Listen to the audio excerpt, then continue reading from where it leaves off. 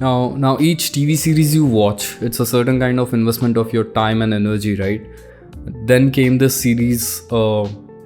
It did require me to invest my intelligence and awareness into it. Of course, talking about Dark. There were times I was just questioning myself, why am I even watching this series? I was so lost, I was not able to understand what exactly is going on. But eventually I did end up getting really invested into the storyline, and I just wanted to log this understanding of mine in some way. So that is what this video is all about. So let's get into it, shall we? Now, Dark is a time travel based sci-fi thriller. It is actually based in a fictional town called Winden, and it all starts with the disappearance of a kid. What follows is the pursuit of truth, some unexpected realizations, and these entanglements between family members of 4 different families spanning over different generations. And this is all happening because there's an element of sci-fi element of time travel to it. With each episode in each season, the story only gets more and more complicated, and you see different characters get stuck in different timelines. And as if that wasn't complicated enough, season 3 introduces a concept of parallel worlds. I'd term them as mirror worlds because they exactly mirror each other. Now you have this huge tree of multiple members. They're affecting each other's lives in some way, and it only gets more complex with each episode. Now even when you have such a complex storyline, it doesn't strain you out because it simply is that well made. It's tightly knit, it keeps you entertained, and it's quite beautiful to look at. Sci-fi series, and I think certain concepts like causal loops and grandfather paradox, they're used beautifully in the series.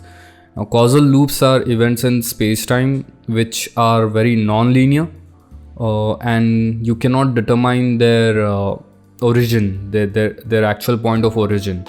Whereas a grandfather paradox states that if an individual goes back in time and kills their grandfather before the parents are born, the existence of time traveler, that is that individual itself, is prevented. So basically that means to say is any change made in past is bound to have certain effects on present and future. Keeping all these things aside, I think the primary focus of this TV series is its attention to the characters and their storylines and their individualities. It's an intricate puzzle to experience, to see these characters walking their different lives and like they're part of a huge puzzle.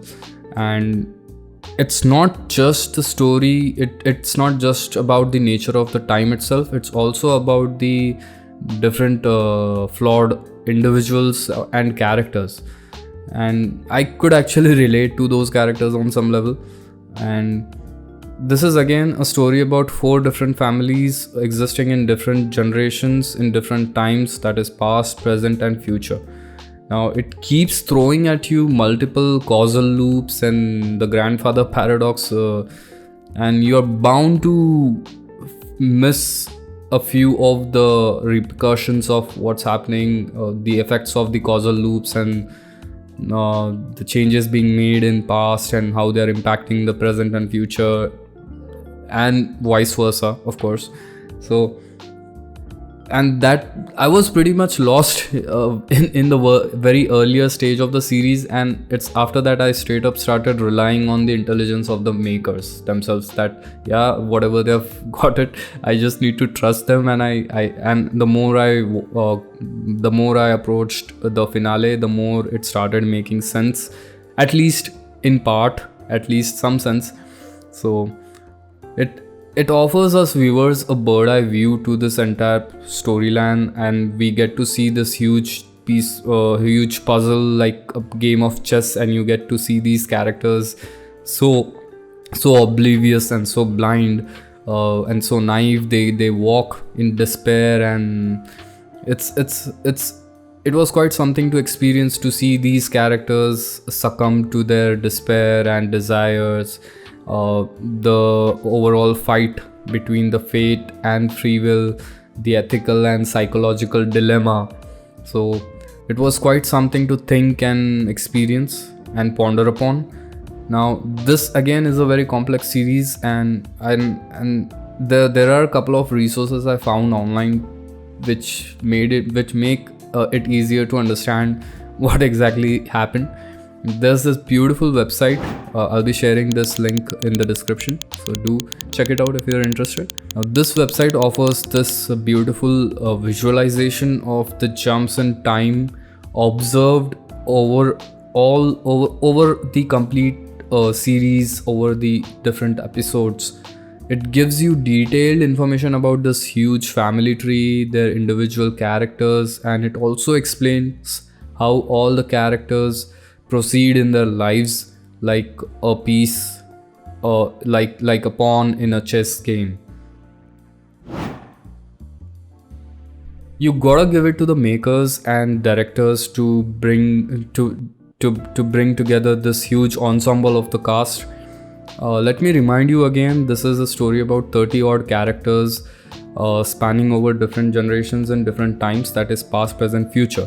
So you get to see a single character in his or her childhood, the teenage, the adulthood, and the older age, and this is all happening in a very non-linear way. And I was pretty much sold about the entire family tree, and I was pretty much convinced that yeah, they belong to a family tree and they actually do relate to each other. So that was pretty convincing. Now Dark as a series itself seemed pretty grounded to me when it comes to its visuals and cinematography. With the time jumps between different centuries, the color palette of the visual stays relatively simple, and there's not much of the fancy color popping in, and it's relatively raw and simple, and there is no clutter to distract viewers from what already is a very intricate storyline. And the city, the nuclear plant, the railway track, the cave itself, they all felt pretty natural to me, and it did complement the overall experience. Now there's not much VFX going on to resonate with the element of time travel, and I think that works out in the favor of series because it keeps it simple and it keeps the focus on the characters. I often feel a musical score or the original soundtrack for any series or any movie is pretty underrated. They are not credited enough, and they are actually responsible. The original soundtracks are actually responsible to bring that additional layer of depth and transition to the overall experience. And the score for Dark, the background score for Dark, never actually fails to bring out that sense of dread or despair or gloom. The tracks come in and go out pretty effortlessly, and that's what makes them beautiful to experience.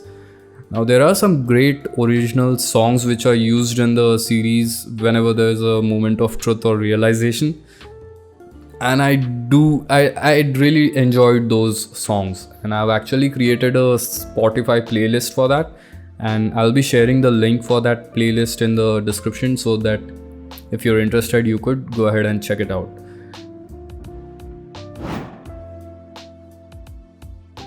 Now Dark is a series which absolutely demands your complete attention. You cannot watch it with a sense of detachment or just for the sake of it. You have to invest your intelligence and your awareness into it in order to completely appreciate and enjoy the show. Now Dark as a series gets really challenging with each episode and season. It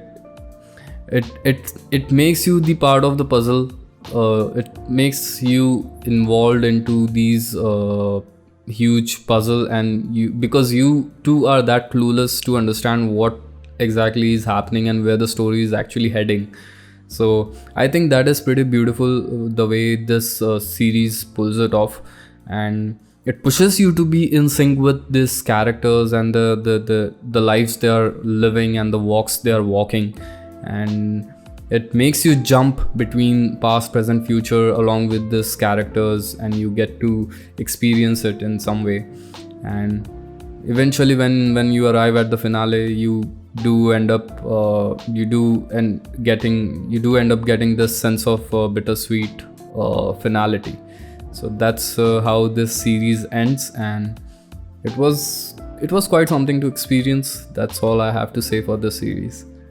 That's all for this log of mine, to make sure that I've logged it somewhere about this series and the way it required me to invest my energy into it. And I hope you enjoy the video, and do let me know how you felt about the video. Any comments and suggestions would be appreciated, and I'll see you in the next one. Yeah, bye.